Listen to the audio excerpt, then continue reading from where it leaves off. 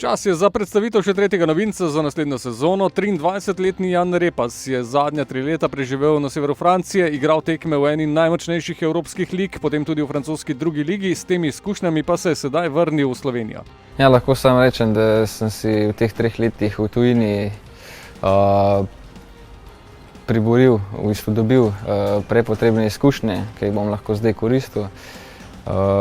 Tako da prestopa v Francijo ne bi nikakor obžaloval. Odločitev za Maribor je bila za nogometaša, ki se je uveljavil v Domžalah, enostavna.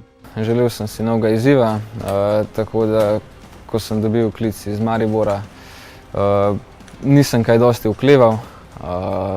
Vsi vemo, kaj pomeni Maribor tako v Sloveniji kot v Evropi, poznanje vsem, tako da odločitev ni bila nekaj težka, tako bom rekel. Ni zanemarljivo tudi dejstvo, da je podobno pot šel njegov kolega Jan Mlakar, ki je po neuspešni epizodi v tujini, predtem pa je igral v Domžalah, v Mariboru znova zablestel in osvojil trofejo.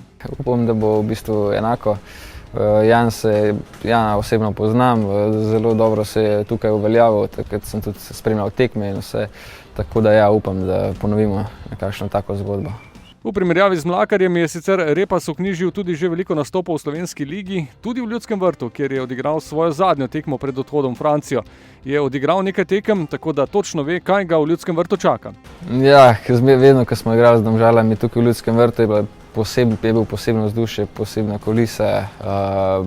Čutili se je, da so v bistvu gledalci, navijači, da dihajo z igralci. V bistvu čutili se je tudi ta pritisk, ta atmosfera. Ne. Tako da bi povedal, ja, vse dobro glede Ljudskega vrta.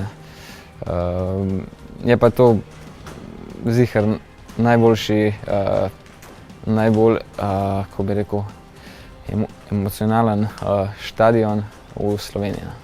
Cilji so jasni, spet redno igranje na visokem nivoju. Na ta način znova tudi potrkati na vrata reprezentance, za katero je igral tudi na Wembleyu proti Angliji. Prioriteta pa so seveda klubski cilji igre v vijoličnem. NK Maribor bom dal 100% vsak trening, vsako tekmo.